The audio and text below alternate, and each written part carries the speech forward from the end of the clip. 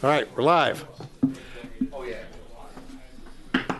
Good evening, everyone. I'd like to welcome you all to the July 8th meeting of the Grosse Township Board of Trustees.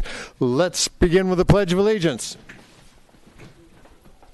Pledge allegiance to the flag of the United States of America and to the republic for which it stands, one nation, under God, indivisible, with liberty and justice for all.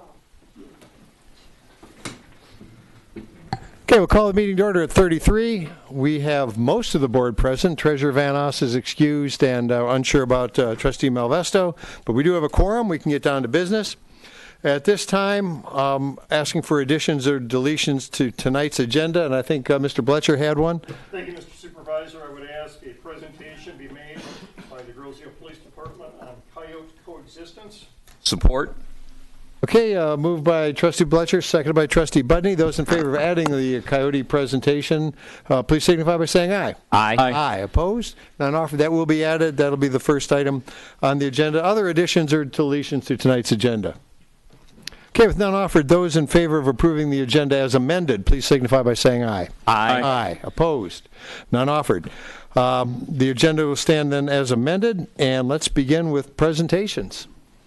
Deputy Chief Harden. Mr. Supervisor, by way of introduction, we've had an issue with coyotes now that's more than 4 years long.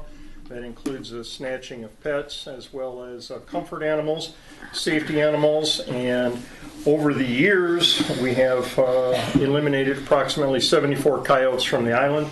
I'm asking that Deputy Chief Harden make a presentation tonight regarding coexistence.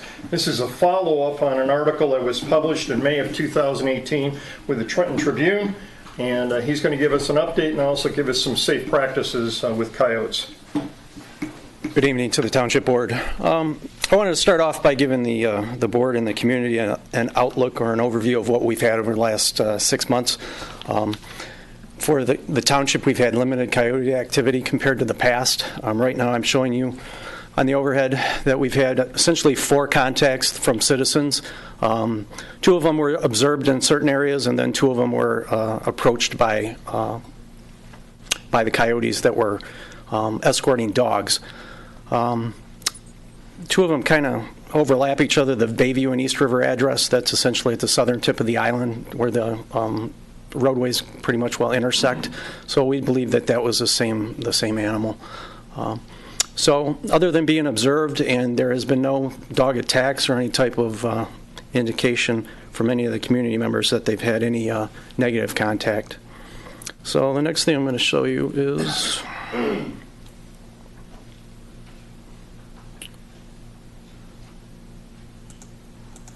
our annual activity. And this annual activity shows back in 2018 where we actually had 2 reported attacks from coyotes that were towards animals. They were both in the Potawatomi area. There were 21 official sightings, 7 were observed. They were not injured coyotes. Essentially, we believe that we had 1 injured coyote back in 2018 where there was 13 observations. We believe it was the same animal through February to June of that year. And one coyote was destroyed by an officer. I won't go in depth into this, but as you can see from the track record, in 2017 we had 39 complaints, 2016 26 complaints, and 16 viewings or sightings in the 2014 to 2015 time frame. So that just kind of gives you an overview. There are a significant amount of animals, bunny rabbits, and small wildlife that we're seeing an increase of within the community. So those are the items that animals prey upon. So we believe that, I don't know, I can't say that our population is down, but I can say that we're not having negative citizen contacts with those reports. Next thing I'm going to bring your attention to is our coyote management plan. This was developed as a teaching tool for the community. Essentially what we're trying to do is to teach the community how we can interact with the coyotes in our urban setting. For the most part, coyotes have stayed in the rural populations and they really didn't encroach into the urban areas. The downside now is that as our expansion has gone on into their wildlife areas, now we have to coexist. So essentially our management strategy is to teach coexistence with the coyotes. bring up some laws and regulations, and then also trying to find an appropriate balance and appropriate response to human interaction with coyotes. Our primary focus today is for education, so we're just trying to educate the public on how we can handle those strategies with police department involvement. On an enforcement end, what we're trying to do is avoid feeding areas or attractants, as they're called, which is what these coyotes are going to be brought into the community by. So if you have wildlife bird feeders, those are going to be an attractant. If you're feeding your animals, your domestic animals outside, we strongly discourage that. The food that's left over will be an attractant. Also, any type of water bowls or anything like that will be an attractant to your residential area. So by prohibiting those, we can kind of negate a problem that would attract those coyotes to your actual working area that you would be within your residential area. We're going to do what we call the tiered level response. And I'll get into that towards the end of the presentation, but essentially there's different threat levels of whether or not you just have a sighting or if you actually have to where a coyote has an interaction to where you're approached, and for the most part probably while you're escorting a small animal, or if there's an actual attack. So there's a threat management level that we have, kind of a matrix that we've developed on how to respond to those certain circumstances. So as I already pointed out, food is the primary thing that we want to make sure that is not left unsecured. Any type of compost or trash that may be in your, the side of your home, anything like that, we want to make sure that it's secured in trash cans that have a sealing lid. Fallen fruit from yards, if you were able to kind of mitigate that from the ground level, it also is an attractant for the animals. And lastly, for the most part, is, like I said earlier, is any type of bird feeders that are at a low level. Just understand that as those seeds fall to the ground, or if that bird feeder is at a low level, the birds fly into that low level area where they're trying to feed off of it. That's why the coyotes are going to come into that region, is to try and intercept those birds as a prey. So we want to make sure we can eliminate that. We want to caution the community, one, to never hand feed the animals or deliberately feed the coyotes.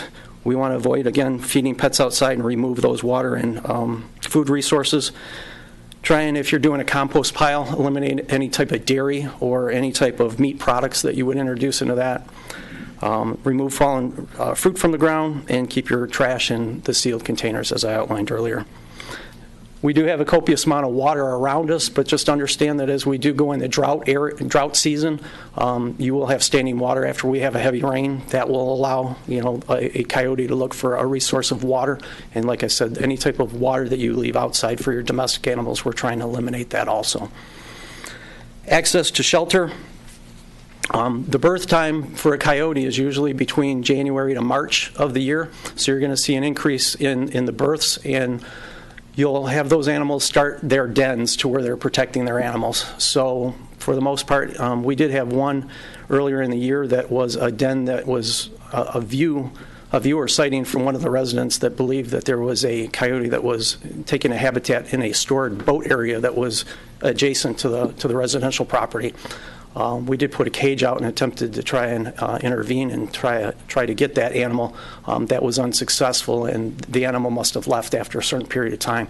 But just understand that any type of decking or any type of area where that they could congregate and put a den area in, if you have those small animals that were just born, the coyotes are going to be protective of that area and going to be surrounding that area more frequently. So we want to be aware of that. Contact the police department and we'll take preventative efforts to try and mitigate that circumstance.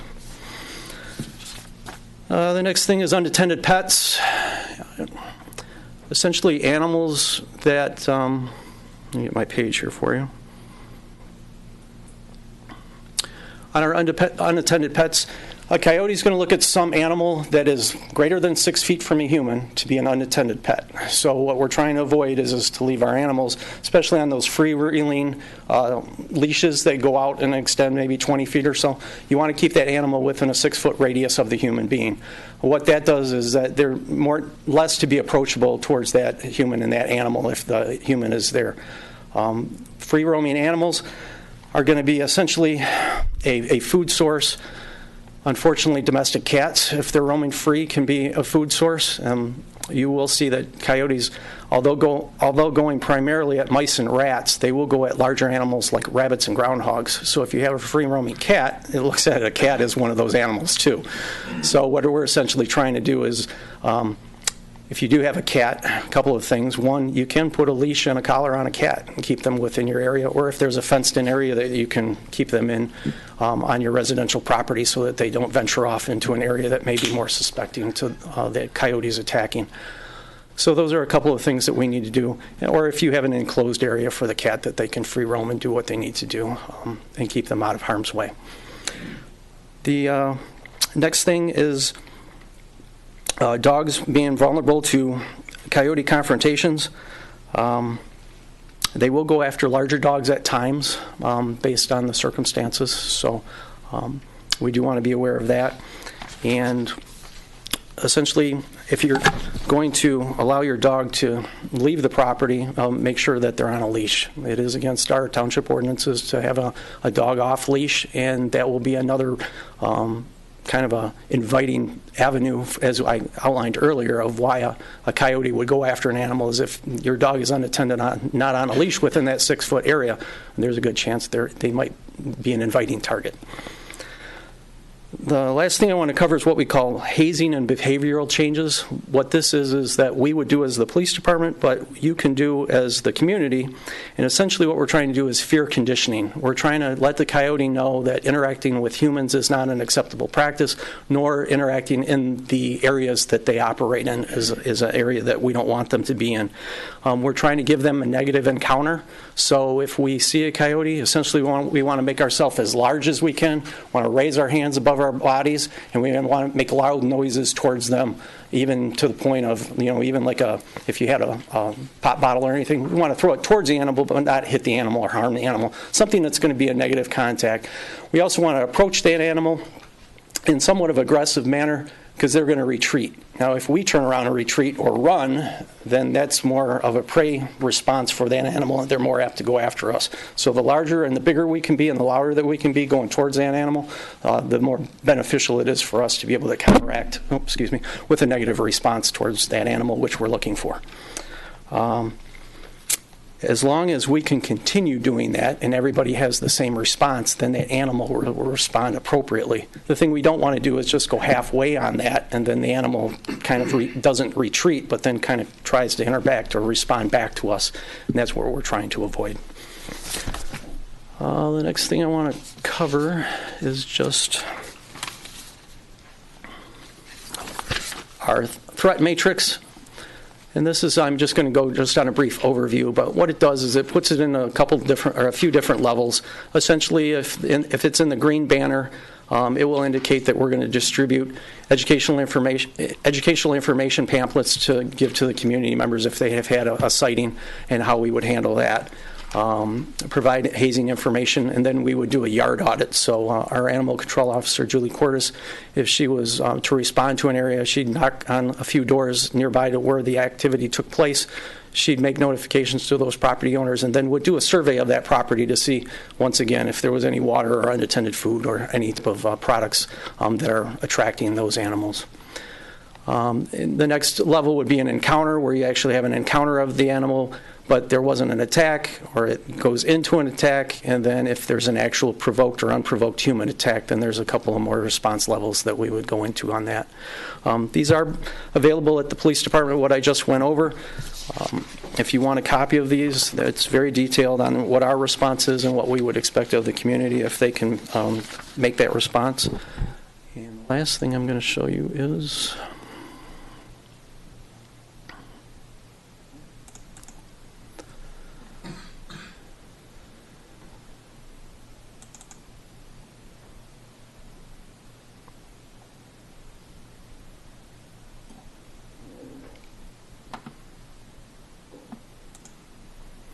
Excuse me for our technical difficulties. It's not just me. Sister, watch that little thing spin. All right. The last thing I just wanted to show was a map of our coyote activity. So essentially, there's been one located off of Church Road. This is not the right one. I'll get back to the map. So this is a flyer that's been presented for our coyote alert, just to be awareness to the community. Once again, I'm just going to highlight these things. Shout aggressive if you see a coyote. Stand tall with your arms overhead. Stand your ground and don't run, and move towards the area activity. We have a Coyote SMART, which is what we use as an acronym.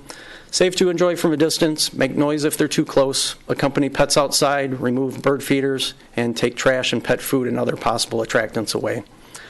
And our pet safety is keep your animal in sight, always keep your cats indoors, especially at night. Never let your dogs interact with a coyote.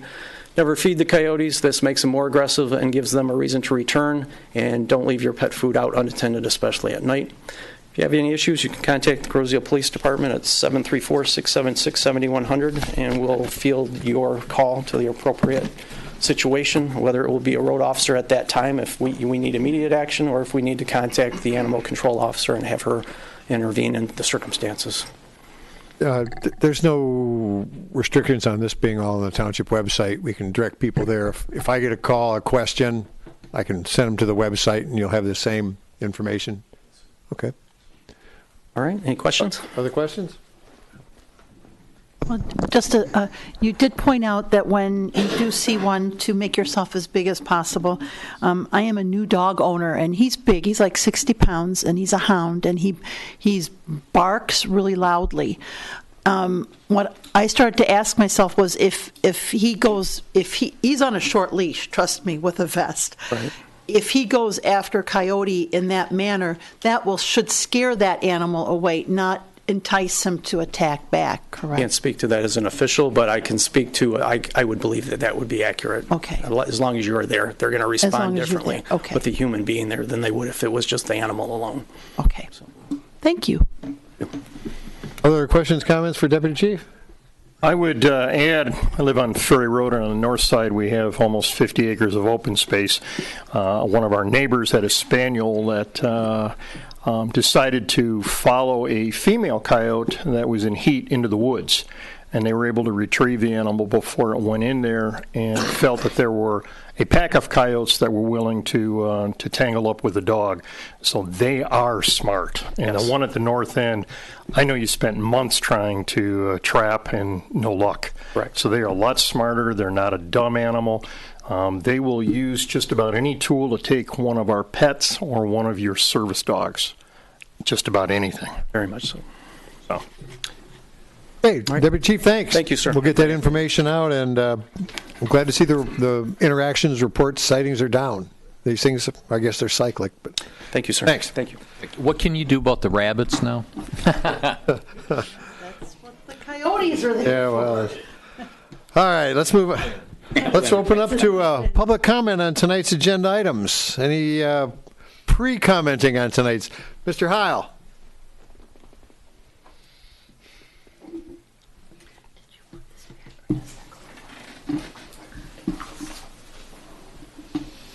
I'm Bill Heil, and I live on East River. I've said that before. I'm concerned about the overlook, the process here that has gone on. The process is more what I'm concerned about. It's my understanding that the notice for a bid on this project was issued like on a Sunday, June 16th, and everything had to begin by June 20th. That's the understanding that I have.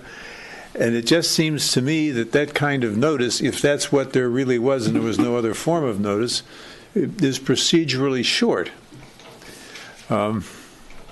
We seem to be very prompt with that, and I guess I don't know if the word is challenge, but my concern emanates from the fact that normal process, as I understand it, allows time for people to be made aware. They have to get the notice in proper function. They have to have enough time to think about it and prepare a bid. If they want to talk to the engineer or whoever's got the technical details, there has to be some time to have that communication go back and forth. And I don't see within those kinds of framework, and I'm not aware of any other communications that were put out, something that makes this thing procedurally proper. And so the questions become up. I mean, was there an emergency here that required this? I didn't see when I drove by any barriers or warning signs or yellow tapes or anything that showed that things weren't safe. There might be some other reason, but my main question was why does this appear to be such a short notice, and how much money are we talking about? I mean, when I look at that particular facility, I think that the view might be lovely, but I look at it and find that it's the parking is remote. You have to walk along the street. You're going down those stairs. How many people actually use this? What amount of money are we talking about? You know that I'm concerned about our financial issues that are pending, the liabilities that we face. Is this a wise choice to be making this quickly when we have so many things pending that cost a lot of money or have the potential in the future to do that? And so, I'll just explain one more thing about my point of view. I studied constitutional law. I studied some history. I understand how our government got put together. It was meant to be deliberative. And basically, I can convert that to another word, slow. You've got a House, you've got a Senate, you've got a president, you've got a court. Everybody's supposed to talk and work things through. And the idea was that there'd be some kind of a consensus that would accrue from it. And something that goes through at this rate of speed doesn't seem to be consistent with that. And that's a concern that I have. If there's not an adequate justification for something being that fast, I'd like to know why we're doing it. That's basically my point. Thanks, Brian. Thank you, Mr. Heil. Other comments on tonight's agenda items? Yes, sir.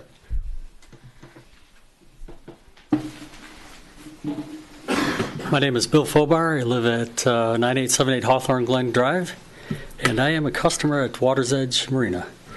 And we're all aware of the high water. That's not why I'm here. I can't do anything about Not it. why we're here. That's Mother Nature, and there's nothing you can do about it. Okay. It's just an observance of I've been there for about 8 years, and just an observance of things that may cost a few dollars that could be managed a little better. I just want to say thank you to Kim for getting my electrical plug. It was down for like 2 months, and I was plugging it into the next dock. Thank you very much, Kim. I don't know how that got fixed. I don't know if it was Greg or if it was Kim, but I thank you. A couple of things. There's just like water faucet handles that are broke where you could cut your hand. There's water leaking out of some of the, the water backflow spigots. That's probably costing us, if you think about a drop of water, how much that costs, that's a lot.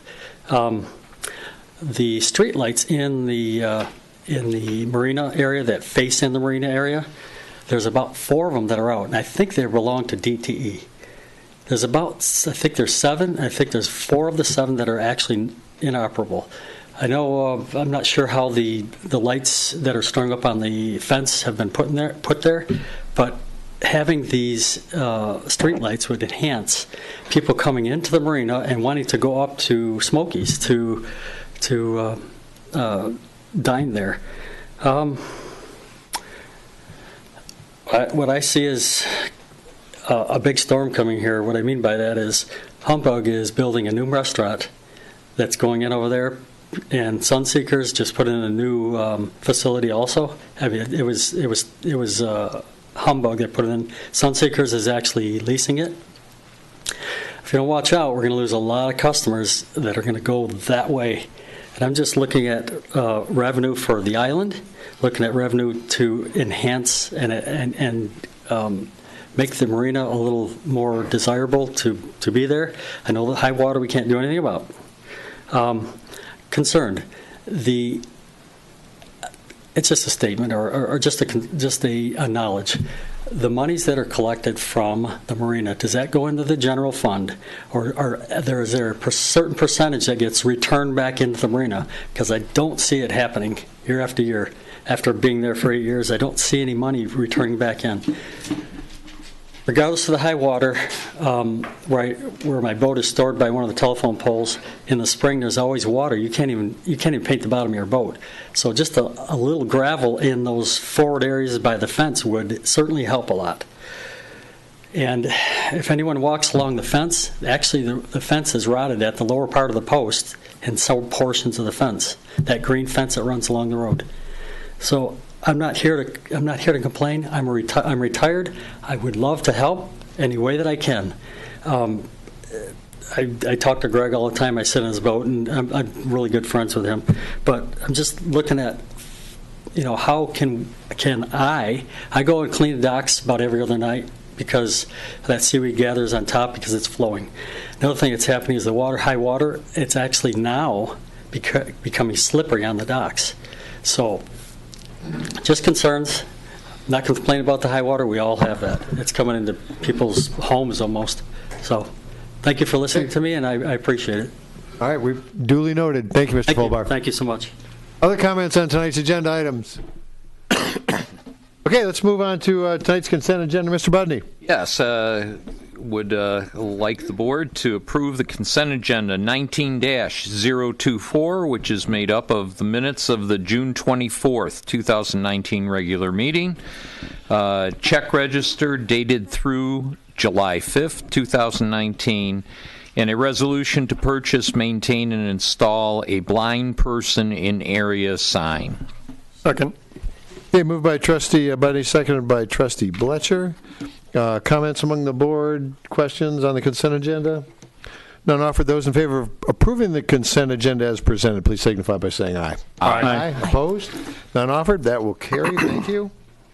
Move on to tonight's action items. I'll introduce the first one, our T-Mobile lease agreement. Mr. Forrester, would you like to, let me just start this right. Based on the recommendation of council to approve the Third Amendment to Communications Site Lease Agreement on the ground with T-Mobile Central LLC, I guess it'd be dated today if it's approved. That's correct. So dated 8 July 2019. That is the motion. Support. Okay, moved by the supervisor, seconded by Trustee Budney. And for the background, I'll turn it over to Mr. Forrester. If I can get this right here.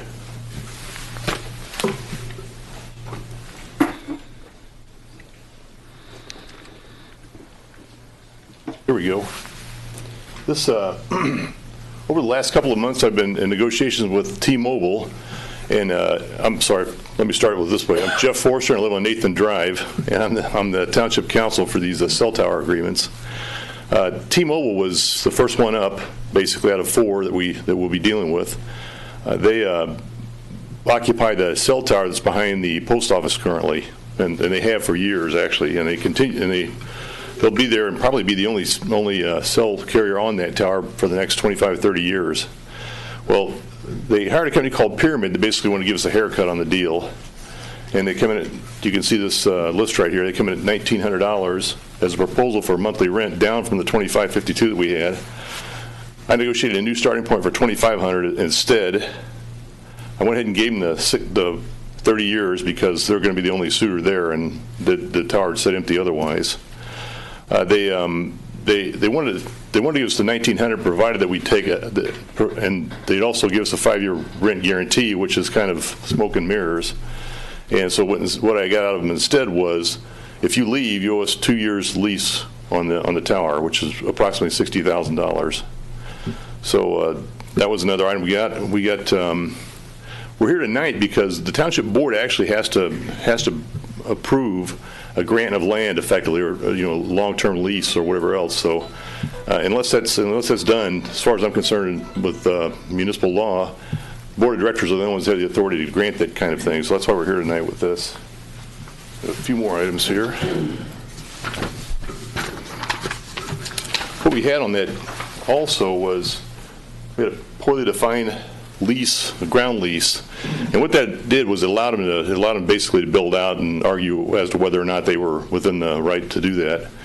So they offered no improvement in the new agreement, and I in turn introduced a survey verified and defined ground lease space. So if they move an inch, we get more rent, and that's effectively what that's why we're doing that. So without a question, they build out, which they will build out. The rent goes up. So we're going to see that over the course of this agreement. They wanted to give us 10% increase every 5 years. I negotiated that to 2% increase every year, and that compounded interest adds up to $60,000 over the term of the agreement as well. There was no limit on look back for accrued charges. So say for instance they built out and they 10 years later, we found out they built out and they owed us back rent. We could look back 10 years. Well, they wanted to come in with 12 months, and we settled on 24, which is effectively an industry standard for that kind of thing. Another clause that's a real getcha clause is there was nothing in there about the rent stopping. Well, they had a clause that basically said the rent stops in the event of a disaster. If a tornado took out the tower or some disaster like that. They moved what's called a COW, which is cellular on wheels, and they'll sit there rent free for years. They have no incentive to move back because they're not paying any rent. So basically, what I added to that agreement was if you're stopped from a disaster and then you bring in some temporary equipment, then the rent resumes at that point. So that'll keep us from that kind of thing happening. And again, I've seen that happen at Ford for a term of years, where they parked one of those things out in the out near Michigan Truck and just left it parked out there rent free. So it's a real concern. And then here I just summarize again, so everything I just told you about. And then I made the recommendation to the board that this be approved so we can get it executed and in place. Yeah. Well, then I wish you would insert Board of Trustees as opposed to Board of Directors. Sure.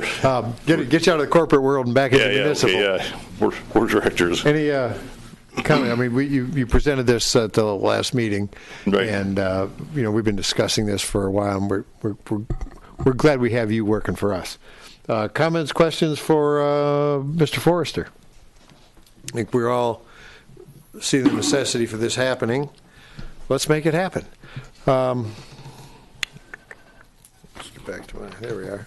So, okay, with that, those in favor of following the advice of legal counsel approving the Third Amendment to Communications Site Lease Agreement on the ground with T-Mobile Central LLC dated 8 July 2019, please signify by saying aye. Aye. Aye. Opposed? None offered? Well, I have the contract to you in the morning. all right, thank you. Thanks, Jeff. Just quickly, we've got 3 more. AT&T's up next. We'll be dealing with them, but most of the work was done on the background for all of these, so it's the others should just be a matter of knocking out the negotiations. So, Got the template, you know what Right. we're after. right. Good. All right, thank you. Good. Make them sweat. Okay, bike path maintenance, Ms. Fletcher. Thank you, Mr. Supervisor. I move, based upon the recommendation of the Bicycle Pedestrian Advisory Commission, to award 2019 bike path maintenance and bridge repairs to PIBC LLC in the amount of up to $68,000. Support. Okay, moved by Trustee Fletcher, seconded by Trustee Budney. Fill us in. This is History, purpose, and an explanation of this is pretty straightforward. The bridge maintenance shall consist of the cleaning and staining of all 3 of the bike path bridges. That is the bridge on Grow Road over Frenchman's Creek, Meridian across from the school, and the Thoroughfare Canal between Ferry and Lowry. And that is including major joist and deck repairs on the Meridian Bridge. Contractor is able to begin the work immediately, so the work will be completed prior to the beginning of the school year. The Bicycle Pedestrian Advisory Commission has worked with PIBC as a single-source design-build contractor to propose the bridge repairs due to the contractor's knowledge of the bridges, his performance on repairs in the past. PIBC has performed maintenance in 2014, 2015, and 2017. All maintenance projects have followed the design-build process. And I would indicate that Wes Pfeffer, as the person that we have been working with, made a presentation to the bikeways or bike paths and pedestrian commission so that we would understand, both old and new, exactly what the work encompasses. It is essentially sectional, and it's anticipated that he is going to be able to do that well before the beginning of the school year if we can get him started. Any questions? needs to be done. That's how we keep this thing functional. And the time constraint, while it seems like a long time before school starts again, it's not that far away with the amount of work we have in front of us. Well, and part of the maintenance here is to make sure that the bridges have a long-lasting life. And it is important to note that two of the bridges have been very well maintained over the course of the years, and it's not anticipated that there's going to be much lumber replacement because of the staining and maintenance. So what we're trying to do is preventative, proactive, as opposed to expensive, reactive. Yeah, I'm getting a lot of reactive stuff on bridges lately. It's been kind of near and dear to me. Madam Clerk. Yeah, just a quick question, Carl. Obviously, this has been budgeted. I suspect it comes out of the bike path maintenance. That is correct. Millage. And what is the state of that millage account right now? I believe that there is $352,000 that is, if I'm reading that correctly. And is that correct? $352,000 in that fund. So we're not going to be depleting it, and hopefully this will mean we won't have to touch that for years to come. Very good. Thank you. Other comments on this bid project? Okay, let's keep them. Let's demonstrate that you can maintain a bridge and make it last a long, long time. Okay, so based on the recommendation of the Bicycle Pedestrian Advisory Commission to award 2019 bike path maintenance and bridge repairs to PIBC LLC in the amount of up to $68,000. Those in favor, please signify by saying aye. Aye. Aye. Opposed?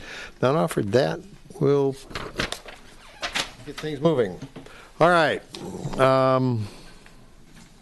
Since Dale signed this one, I'll introduce it. And the motion is to award the reconstruction contract of the East River Macomb Overlook also to PIBC LLC, the amount of $49,575. Support. Okay, moved by the supervisor, seconded by Trustee Budney. I'm going to ask Mr. Riem to fill us in on the background on this, please.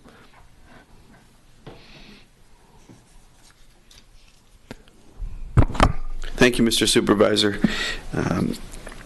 Last few years, we've had our eye on this deck. We've done some maintenance. We've done some steel work right there along the East River edge where the salt has eroded it over time. And we knew our budget's been tight the past many years. So we were able to, this spring, have this project be part of our budget, and it fits within the balance. We did attempt to seek support from the DDA for funding. However, it is outside the DDA boundary, and we're unable to do that. But it is a great attractant and does help assist and benefit the downtown. So, original structure was built in 1991, and since then we've done a fair amount of maintenance, but kept it in good shape, just as we have and are doing with the bike path bridges. So we're to the point now where the boards are buckling and the steel, sub-steel needs to be cleaned, primed, painted. It's time.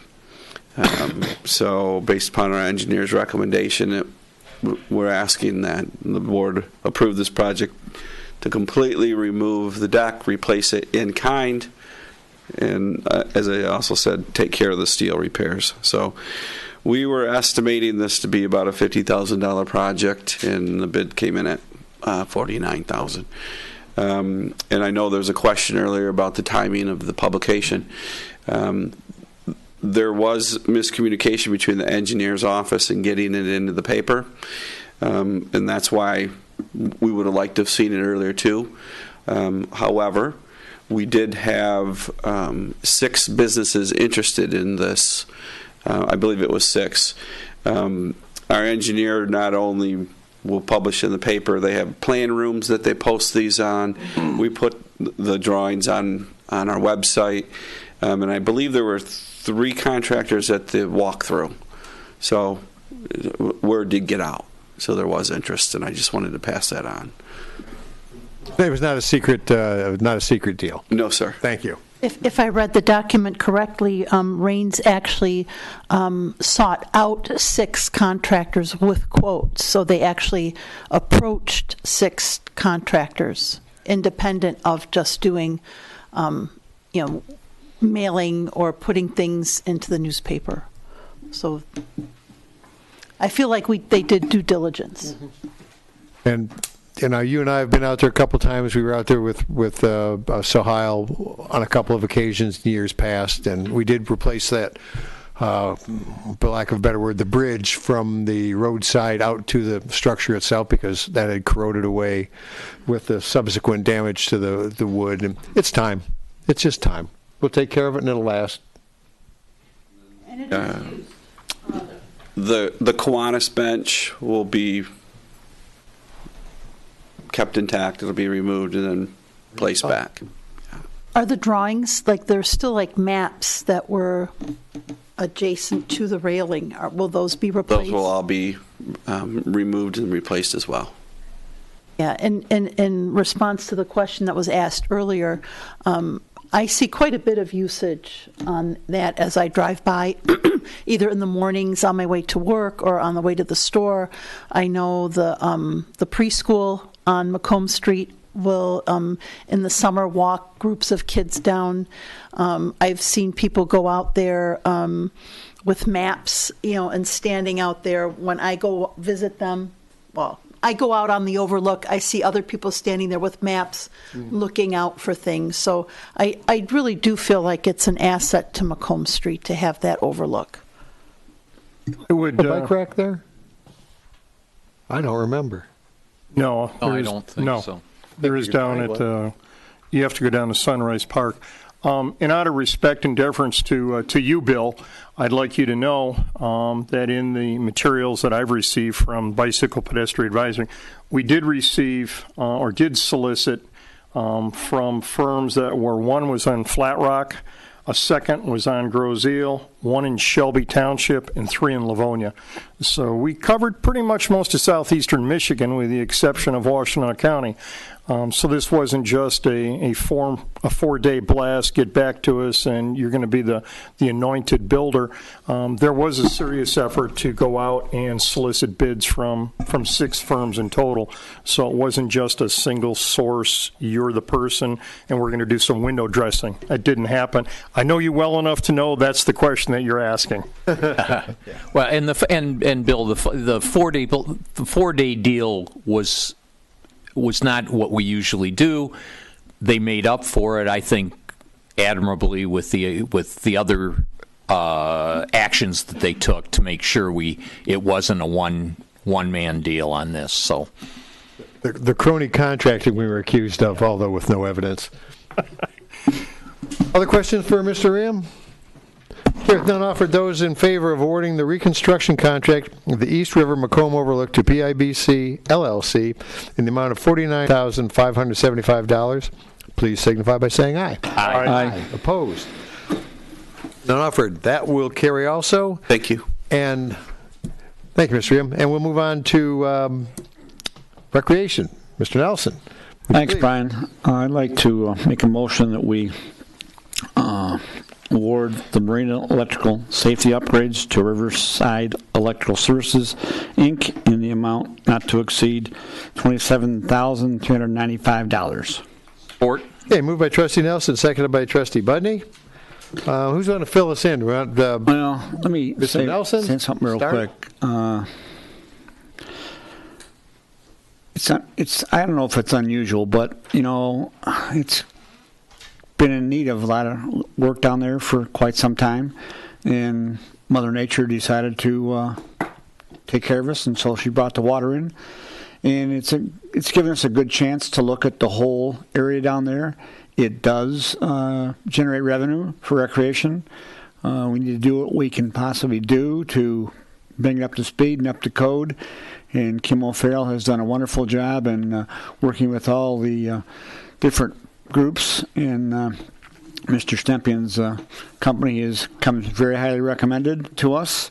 So with all that said, Kim, you want to come up and bring up your wonderful electrician, and let's rock.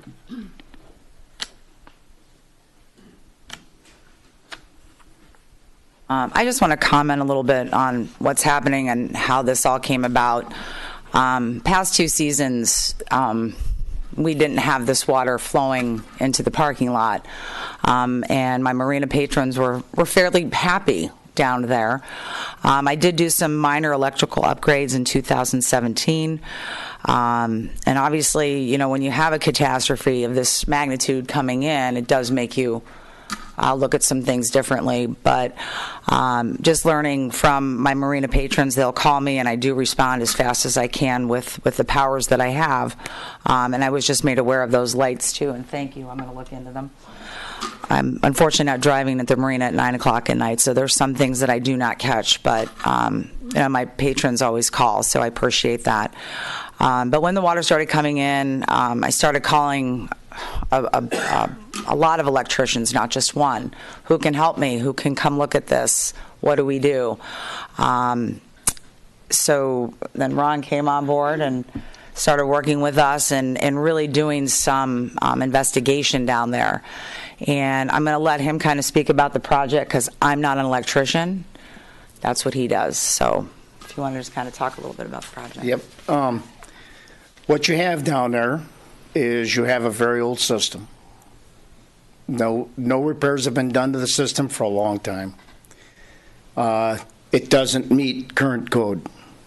Okay, current code requires us to have GF protection, ground fault protection, on every shore power device. It's not the same as what you'd have in your house. It's not a 5 to 7 milliamp trip. You can go up to a 30 amp milliamp trip. But even that being said, you can't be standing in the water and plugging your boat in. Okay? Just doing this work doesn't mitigate the issue. Okay? I want everybody to understand that we put GFI protection in, you still have the basic problem of people standing in water and plugging their boats in. That's not good. I spoke with the electrical inspector here. Him and I were both in agreement that when the water's up over the docks, you got to turn the power off. You can't give them the option of getting hurt.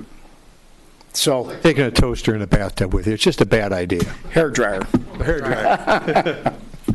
Exactly. But with that being said, it's a step in the right direction, getting GFI protection in. The next thing is raising the walkway so people aren't standing in the water, and you'll be well within code. The other thing that Kim asked me about was, can we reuse the breakers that we're buying? They're very expensive. They're extremely expensive. You'd be better off putting new pedestals in, but again, you're looking at probably doubling the cost or more. So, and the infrastructure that's there won't support it. You have another issue there that when that was wired, it was wired sharing neutrals. Well, with GFI protection, you can't share a neutral. Each individual receptacle has to have its own neutral and a ground running to it. You have that issue also. You don't have grounds and everything. They use the conduit as the ground, which was legal back then. Our standard is to pull a ground in everything. So if you do have an issue, things trip out. It has a path back and it trips out. So. Rather than going through your heart and stopping it, it grounds out to the shoreline. Well, but you're the path. That's what happens. So, I mean, 120 volt can kill you as well as 12 volt. So. I haven't tried, so. Brian? Yeah, Mr. Nelson. Another concern questions? that we have, Uta and I were there this afternoon, and it's receded some, but the stone area behind the docks going back up toward the fence, you know, has been underwater a lot, and yada, yada, yada. And we need to be careful here that if what we do, because we're going to have to make sure we can't have water standing all over the place there. And how we're going to raise that up, that area, so that the water will drain and go a different direction. Because whenever it's high, the water, how do you get to your boat? You know, if we build the docks up, that's great. If you can get to the dock. If you can't get to the dock, you're going to have to wade through 6 inches of water. You're not going to electrocute yourself, but I don't know if I want to do that. So I think we need to look at that as well. Yeah, but there's nothing you're going to do about it in the parking lot. We are going to bond the docks. That's one thing that I spoke with the electrical inspector about. The docks need to be bonded into the electrical system so that everything's on the same potential, so that you don't have an issue where the steel is a higher potential than anything else to electrocute you. So, Brian, what do you mean by bonding? would be we're going to tie the steel, the dock steel, into the grounds that run from DTE into the system, so that you have 5 panels down there, so each panel runs a dock, and we're going to come out of each one of those panels and bond the steel that runs to that dock, so you have the same potential at each one of them. One big common ground. One more thing, if I could. And we're talking about raising the docks. I've been over to Grocery Dock a little bit. A couple friends over, they did it over there. They may do it again in some of their docks, but now they're saying not to do it until next March because we have no idea how high the water's going to be when it freezes. And you could do all this work on raising the docks, and winter comes through, and guess what? Wrecks your docks. So they don't have that problem as bad at Grosse Ile. You've got the current over there at Water's Edge. Yeah, I know. I mean, I walked out on the docks, and it's whipping right across the top of the docks. But the other money, it's not in here currently, but it's in the big amount, is to raise the docks. And I would like to do all electrical ASAP and then raise the docks in the spring. I think if I understood correctly, that is a separate project, right? Raising. It is. Yeah. Different so, contractor, yeah. In talking about the electrical, though, and I'm not an electrician either, even though I've been called shocking, will you be able to do this work with the high waters? And so obviously you're probably going to have everything shut off, but how does the electrical work? Is it raised above the docks? The connections are above the water. So the receptacles are sitting up at about 3 feet. The water's up maybe 10 inches above the dock, 10 inches tops. So you're not in any harm. Connections are what is the problem. Okay. Okay? But to answer your question, as far as are we able to do it during the high water, we're going to see. We're going to go there and try to get some things done. Okay? Okay. We're not going to swim. Right. All right. Right. Mazel tov. You know, be careful, because as you notice, when the algae starts forming on that wood, you know, goose poop is slippery. That's all been rinsed off, but the algae is there to replace it, so be careful. Other comments for either Ms. Ferry or Mr. Stempian? Just one Tim, quick Jim? one. This is all being paid for out of rec? That's correct. Okay, I just wondered because the way this was written, it said partially in our proposed legislation. I understand it to be partially out of current and prior year resources is the balance. That's what I understood. One way to read it. Right.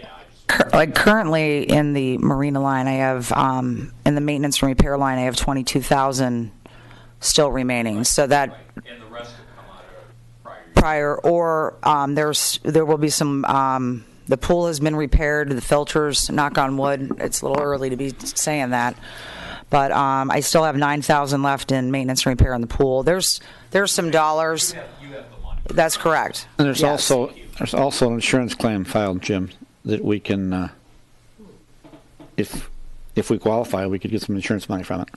Worth asking. Well, heck yeah. I think there's one other thing that's important to note, and is that Mr. Stempian brings to bear not only his expertise as an electrician, but he's been a sailor for over 50 years, if I'm correct, and certainly knows his way around electrical, water, docks, and making all of that work in a safe manner. We've done a lot of marina projects also. It's my understanding. Before Kim leaves the podium, too, to address our marina occupants' concerns, too, you might address the fact that even before you came, the CRC worked hard to put together a a punch list of things at the marina that they were working their way through as the funds became available. So they had, if I'm not mistaken, there was a priority list of things, to do. So not everything could get done at once, but there was a plan to reinvest marina revenues back into the infrastructure of the marina. I think that was your concern, that we weren't doing that. And I think also, that none.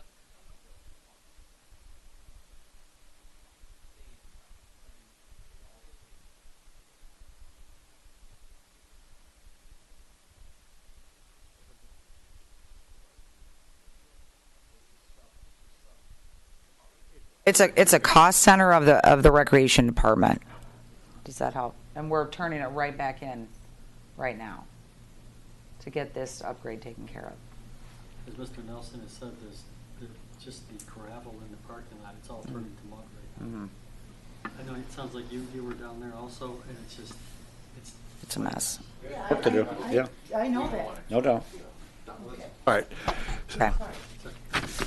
Other questions, comments? Okay, and with none offered, those in favor of following the recommendation of the Community Recreation Commission awarding the marina electrical safety upgrades to Riverside Electrical Service Incorporated in the amount not to exceed $27,395. Those in favor, please signify by saying aye. Aye. Aye. Opposed? None offered. That will carry, and be careful out there, Tim. That concludes tonight's action items. Madam Clerk. Right, thank you very much. And the look I was giving off to the side there was Mike, our GITV tech, reminding us to use the microphones, and so I was letting him know I got the message. So we have a two-part report from the clerk's office today, and and this happens every year. People do get a little bit confused about the permanent absentee voter list. And basically what that is if you get onto our permanent absentee voter list, you are promised that we will send you an application for an absentee ballot prior to the election. We are not going to send you a ballot. And so we wanted to make it clear that when you are placed on the permanent absentee voter list, you will be mailed an application prior to each election. And this is what is stated on the application. By state law, you must fill out an application for a ballot.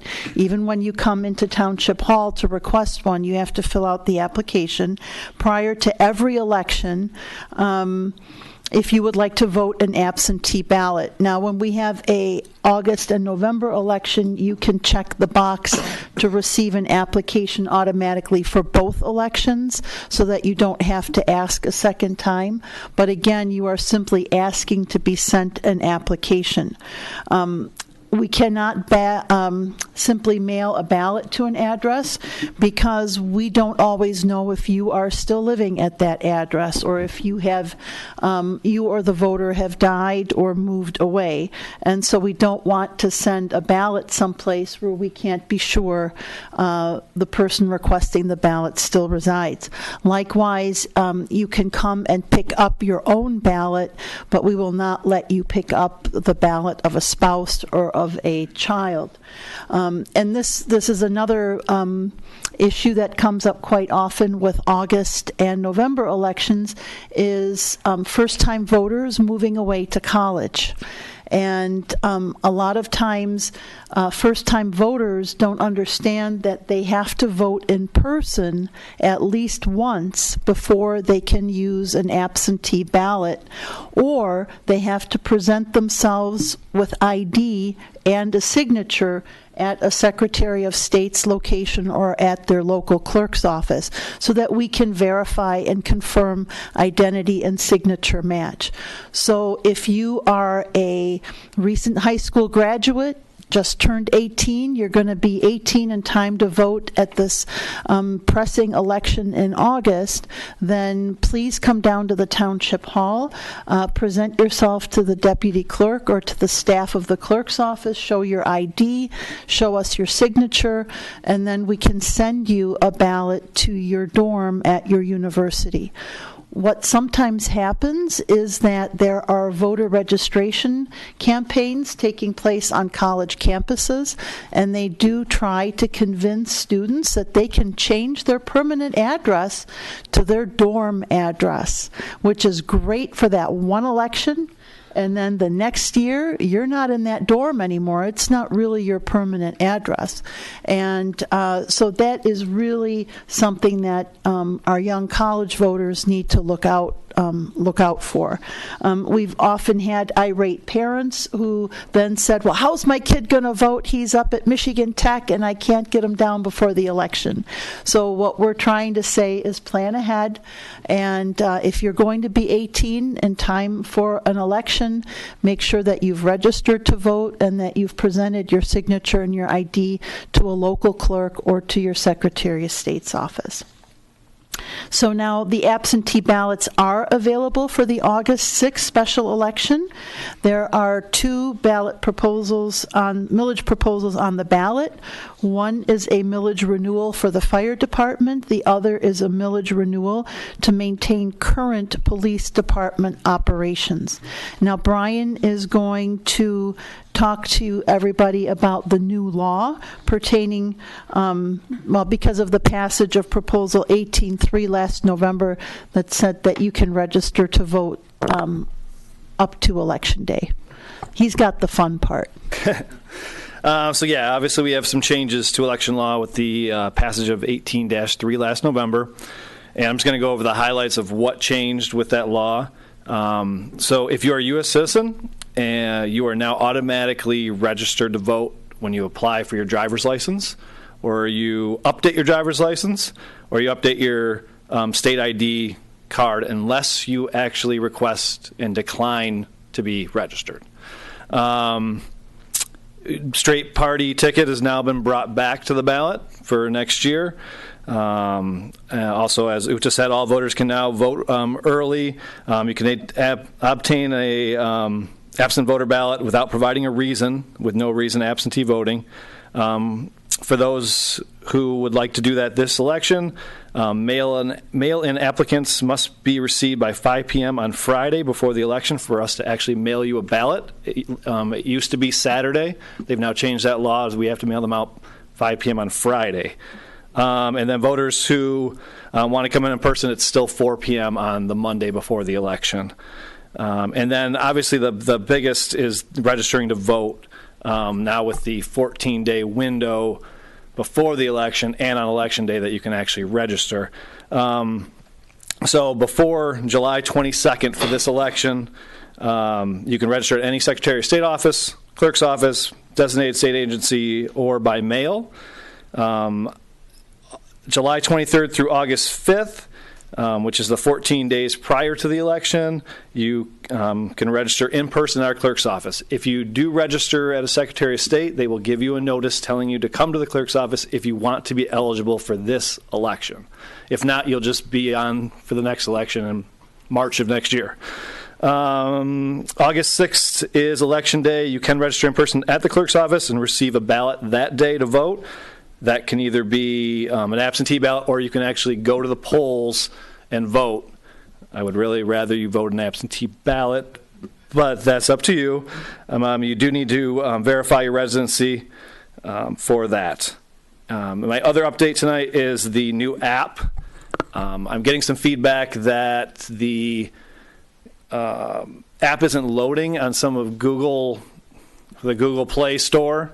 So I've only heard that from about 4 or 5 people, including Township Manager Riem. So if you are having that problem, can you contact me in the clerk's office and let me know so I can get a little bit more of an understanding of what you're seeing, because the developers are having trouble finding what the issue is on their end. So I know I sent a snapshot of his phone today with what it was telling him. I don't know how that's going to help them, because it was a very vague message that it said. So, well, it does the loading, and then it came back to it couldn't load. Please connect to the internet, and obviously he was. So I don't know how that's going to help them, but hopefully we can get that worked out in the next week. And then the Apple Store app is not up yet. We had a little issue with them wanting a contract signed for a pay app, even though the app will be free, but Apple's requiring us to put in for a pay app, so that contract has to go through them, and then we can get the app up on their Apple store. So I'm hoping that can be resolved by the end of the week also. So that's where we're at with that. Once again, if you have any issues, please contact me so I can get a better view of how many, because like I said, I've only had like 4 people contact me. So I don't know how wide-ranging it actually is, if there's many people out there or if it's just a few scattered here and there they're having trouble. So if anyone has any questions. What's your extension number, Brian, for anybody wanting to call? So it is extension 241. 555. Yeah, it's Jim Bundy's number. Quick question, Brian. One more thing.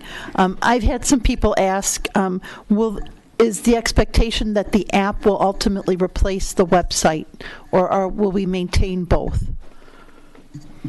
For now, they're 2 separate entities. I would say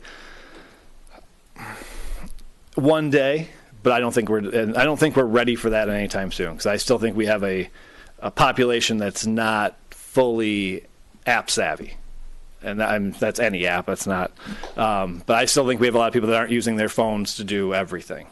So that's down the road. So, and I know we're getting closer to a website upgrade. So I know that's on the horizon here too. So good things are happening. Okay, thank you, Madam Clerk.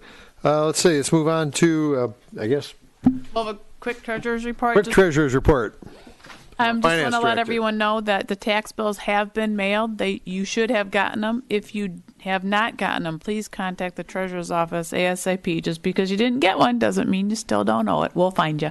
So, thanks. Yeah, thank you, Mr. Isaac. Trustee reports. Mr. Bletcher.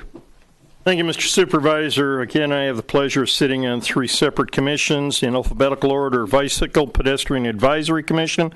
As promised, we have inventory the bike path crossings, the intersections that come in contact with vehicular traffic, and we have an inventory and a report and recommendation that's going to go to both Township Manager Ream as well as to the Commission Chair Brian Pollock, who happens to be Wayne County's bicycle guru, if you will. So we're going to work on signs and try and make the bike paths safer to use.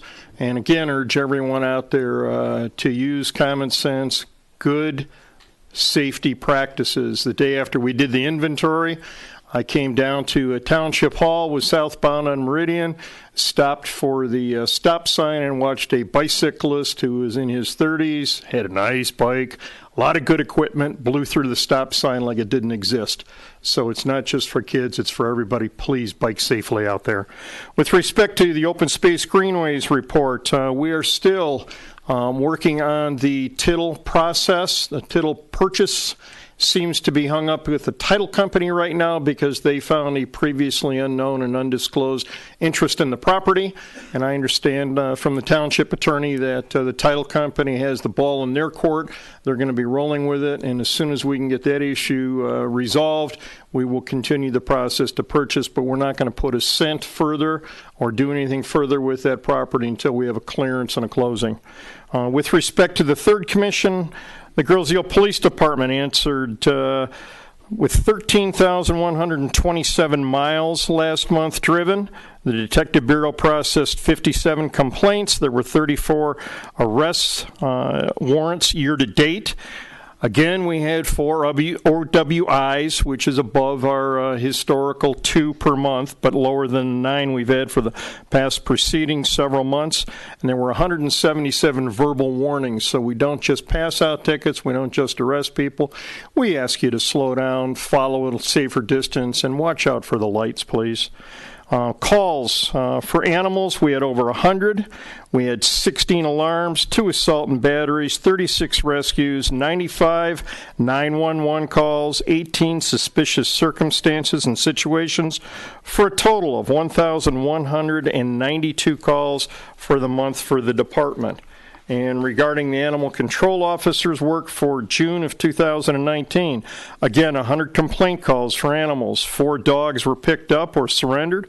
2 dogs were returned to their owners. We had 1 dog that was adopted, 2 cats that were picked up or surrendered, 5 that were adopted out, and $1,301 in donations for the shelter for the month of June. That concludes the report of the police department. Anything? I mean, you covered just about everything, Carl. Is there any? You're only doing 3 commissions, right? Well, I think it's fair, and you're doing your share. Thanks. Well, it is good to see that the number of OWIs are down. We really want to emphasize that because alcohol and driving do not mix. Thank you. That concludes my reports. Thank you, Mr. Fletcher. Mr. Budney. Thank you, sir. DPS tomorrow, 7 o'clock, right here in this room. No ZBA, so they're keeping up their summer program. And we are hopeful to have another Q&A session Wednesday, July 24th at 6 o'clock here in the boardroom. And that's it. Thank you, Mr. Budney. Mr. Malvesto is absent tonight. Mr. Nelson. Recreation report. Ms. O'Farrell can't wait to get up here and do her usual thing. She's so good at it. I always say that. And thanks, Kim. There's a lot of good stuff happening other than the impact of the high water. So I'm going to focus on some of the positive things our department is doing. Obviously, the summer concert series will continue this Thursday, and that is with Cruisin' Jupiter, and the concerts start at 7 o'clock. And also Thursday night, the pool is open late till 8:30, so kids can swim while mom and dad are enjoying the concert. And then also we have started our dodgeball league on the community rink, and that starts from 6 to 7:30. And all the camp programs, the swimming lessons, all of our stats are very, very good. Our community is utilizing the rec department with our programming, rowing classes, the fitness classes. The farm activity building is full every hour of the day. So obviously, I want to bring some positive light on what we are doing this summer. The pool's been packed. The weather has been great. Course has been open, other than when we get those real heavy downpours. And we don't have the cart paths, but we are starting to pick up, which is positive news. So I want to thank the community for participating in our programs. That does help, and our goal is to do these upgrades. As the money comes in, then we can turn around and I can turn around and start fixing some things. So that is kind of my plan. The next CRC meeting is July 25th, and that is at 6 p.m. And there is no festival commission this month and next month. The festival commission has taken a break, but I believe Chad did announce that we are having Island Fest next year. So that is positive, and we have already started to plan that event as well. So that's all I have. Thank you, Kim. Anything else, Mr. Nelson? All set, thank you. Okay. Let's see. Wraps up trustee liaison reports. Township attorney, Mr. Sorty. I can't wait. A bunch. Okay. Great. Mr. Riem. I'd like to yield my time to the DDA director, Angela Secokis. I was going to put a part of my report because I am the liaison. Doesn't have to do with you, though. Since I'm next. This doesn't have to do with DDA. Well, come up here and stay up here. I reported at previous meeting that Ted Fournier, Mr. Friel, and Ms. Secokis have been working on the app update. And Mr. Friel has taken that lead, and Angela has taken the lead on our website. So I'd ask her to share some progress report. Right, so we've been working on updating, and it just made sense because the DDA is developing a microsite to go within the website. So, and working with Revise to develop that, then I started working with Revise on updating our current website, the look of it. It's been quite a process with the development of it. on July 4th, they kind of froze our website for a few days. The average person wouldn't know it because all the information is there, but we've not been able to make updates or changes while they're migrating everything onto the new site, the new update, the new look. I just received communication from them again this morning that the migration went well, everything went smoothly. They're running a few additional tests, and then they will set up for edits so that we can go on and update the information. But basically, they're pulling a lot of the body of the information that we have, and the bulk of it's being put on the new site, and then we're going to maneuver it around, and it will make a lot more sense. And hopefully, things will be able to be found within 1 or 2 clicks as opposed to several, and it will make sense the way it's laid out in the new site. In addition, so basically, once that happens, once the edits are set up, then we'll start going in and updating that and managing the content and updating everything.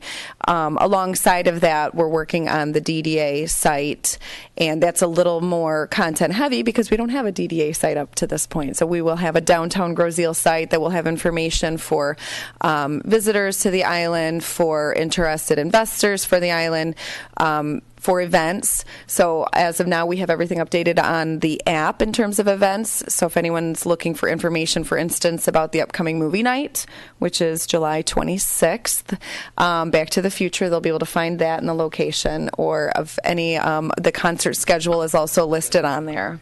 So I just gave my plug there. Since I'm up here, yes, exactly. Since I'm up here, I figured I might as well take advantage of my time. So this Sunday does bring another concert to the Commons, and it's a little different twist. We asked the Arts Alliance if they would work to bring something that appealed to the little ones on the island. So they're bringing in Rufus the Doofus, an entertainer. It's going to be an ice cream social, music, and entertainment for the kids and for families. So we hope to have Tin Can Coffee out there again as well, offering coffee, so all the sleepy parents can keep up. So I think that's it in terms of the website. We'll have more information going forward, but really we're kind of at an exciting point because now we can start updating and putting all of the content in there. So that's it. Okay, anything else from the manager's side, the management side? Anything else for the DDA side? Okay, good job. Seamless transition, which transitions us to the supervisor's report. Angela covered, I am the liaison to the DDA. Angela covered for me once again. So what else has been going on? I mentioned at our last board meeting that we had a meeting. We were meeting with with Wayne County, the bridge engineer, on the 28th. Well, that meeting came and went. Few changes. I mean, nothing really new to report, nothing really good to report. If there's any good news, the numerous sightings they've been taking from the reach all, the laser sightings have indicated that what were considered somewhat unstable pier supports have not budged, so they're kind of where they are, although obviously they've deflected a little bit. Continuing though, the bridge closure for inspection. There will be another bridge closure this Friday, July 12th, from 9 a.m. to 3 p.m. Generally, they finish a little early. We try to get that information out as soon as the bridge is back open to vehicular traffic, but they do close right on time at 9 a.m., so just for your planning purposes, and we'll get that out as a push notification, just to remind you. There will be a new closure for inspection from August 26th to August 29th, again from 9 a.m. to 3 p.m. This will be on the upper structure, and just to get up to the parts they have to inspect and to get their measurements and their shot lines.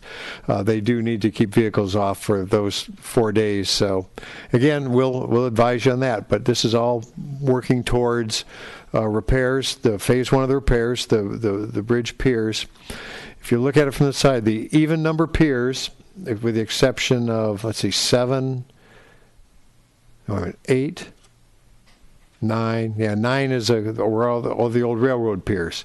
So the even numbered piers are the railroad piers, and if you look at it from a boat, you can see it recesses to Pier 4, it recesses to Pier 6. That's going to be fixed. Hopefully starting this November, again with the Meso Island Bridge, should be starting sooner. We're just trying to get that. We want that done quickly because that is a critical piece of transportation on the island. Anything changed on that? I'll let you know as soon as I know it. Slightly better news, the island-wide busy stuff. Island-wide garage sale, Margie's working on that, August 16th through 17th. We'll have some registration forms available. They're available downstairs right now, and we'll make sure there's plenty of them. We have a little bit of time on that. Registration form gets you on the list, gets you on the map for people new to the island who don't know where to look, but list a few of the things you're selling, where to find you, what hours you're going to keep. So it's good to be on the list. July board review. This is for your property taxes. These are clerical corrections only, and veterans exemptions, but you can't protest your taxes other than a technical mistake. 2020 census, we're meeting again on that. Obviously, we all know that it's mandated by Congress every 10 years, so this is the 10-year point. And the plan is, it's circulating around a complete count committee, and we will meet. Again, it's Mrs. Gape and myself. At least initially, I think she will be the chair. We're going to meet on the 21st of August. At that time, I'll have some more times, what we can expect. Most of it's going to be done through the mail. I guess the citizenship question is off again, on again. Technically, no information from the census is supposed to go outside the census, so it really doesn't make any difference if you're a citizen or not. And I noticed they didn't make any distinction if you're a legal resident or a non-legal resident. It was very political, and I think it skews the purpose of the census, but that's the way it goes. Anyway, more information on that when we complete our next meeting on the 21st of August. McLeod continues. I got some information, I think it was today or yesterday. Today. We got it from, and the important one that I think you find interesting is the May asbestos air monitoring report. And this is a consultant, ASTI Environmental. They're also running the Wayne County Emergency Management Plan, but no exceedances. I mean, the numbers are mostly zeros or not applicable because they were below the measurable level. There's only one day where they showed some numbers, again, about 1/3 of the acceptable levels. So the contractor is doing the job properly. There's no asbestos going into the air, at least none that they can measure. So let's put those fears behind us and let them continue on with their remediation project. Next household waste for Wayne County is Saturday, August 10th, 8 a.m. to 2 p.m. at the Westland Shopping Center, 35,000 Warren Road in Westland, behind the J.C. Penney store. Come early. I've been to a number of these. Come early and just get rid of stuff. And I'll have these flyers available. We'll have them on the website so you know what you can bring. And that completes my report. Seems like I've been a lot busier than that. With that, open up to public comment. 3 minutes, any topic. It's your chance. Vent. Mr. Heil, you already vented, but you're welcome back. Yeah. A little bit more of the same from before. I'm asking you a question, and I mean it sincerely. Is it possible that we could take our agendas and maybe put them out to the public a week or so in advance so that we could see what's going on? It's sort of a contingent of what I had been thinking about before with this. When you get more people who know more earlier, you're getting a conglomeration of thought that comes to bear on an issue and improves the process of decision making. And it doesn't have to be complete. I mean, Published. Well, but they, by law. Yeah, but it's all in one bunch when it's all final and it comes at the last minute. I'm saying a week in advance. I honestly don't think we get our agendas a week in advance. We sometimes get them a couple of days in advance. We don't get them a week in advance. No, the agenda is a fluid item. Right. And so it's never solid until you actually come to the meeting. So I'm not asking for solid. No. The board, the clerk's office, the supervisor's office work together to finalize the process of the agenda for publication. And I think we are mandated to publish. The agenda's published the 2 Thursdays before the meeting. So then it is also put on the website at that time. I will apologize because I did not put it on the website this time. I forgot. And it was brought to my attention today by a resident, and it did get put on today. For the township board meetings, they're on 2 Thursdays. I'll take your word. You're claiming there's 2 weeks' notice being given right now? Is that That what would I'm hearing actually you be say? a week and a half In a about. half. 10 days. But Yeah. it's going to be a draft. It's a draft. I'd be willing to see. I can't recall seeing those. That's my conundrum. Sign up for the updates. Well, as soon as it goes on, you will get an email sent to you saying that agenda's been put on the website. Could you just put it on the webpage? Well, that's That's what he's it. saying. That's on the. It I mean, is. that's on the website. It is.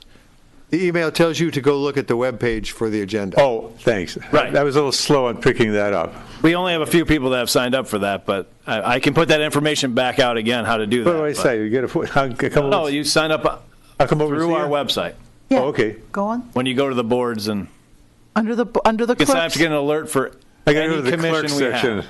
So, I mean, to get to what you're saying, there are state mandates and rules about when we publish anything about our public meetings, from agendas to dates and schedules. Right. And so we do our best to follow those. Obviously, we're all human, so every now and then something will go through the cracks, but it's not maliciously done. It's usually a mistake. But we do put this information out on the website. We put it into the newspaper. We pay to put it into the newspaper. Yeah. So it was- that it's out there for people. But it can change up to the minute of the meeting. And so I'm not worried about that. right? So, but what I'm trying to say to you is that we do give as much information as soon as we possibly can, and up to the day of the meeting. Okay. It's always published in the paper the Wednesday before the meeting. So it is in the News Herald every Wednesday before the meeting, which is a lot of time. The ones. Okay, that's about. He has about 5 days. Bill? We're not trying to 676-4422, extension 241. 241. Anything else we can help you with? No. Remember, confuse the enemy, not No, yourself. you understand how he's ready. Confused. Now that you know who to call, to tell to Well, put let's see it up. now. Never mind. I had a thought that it's not appropriate. Thanks. Thank you, Mr. Heil. Other public comment tonight? Okay, with none offered. Mr. Bundy. I would move that we adjourn the meeting. Seconded by Trustee Bletcher. Those in favor signify by saying aye. Aye. Opposed? None offered. Let's call it adjourned at 8:59.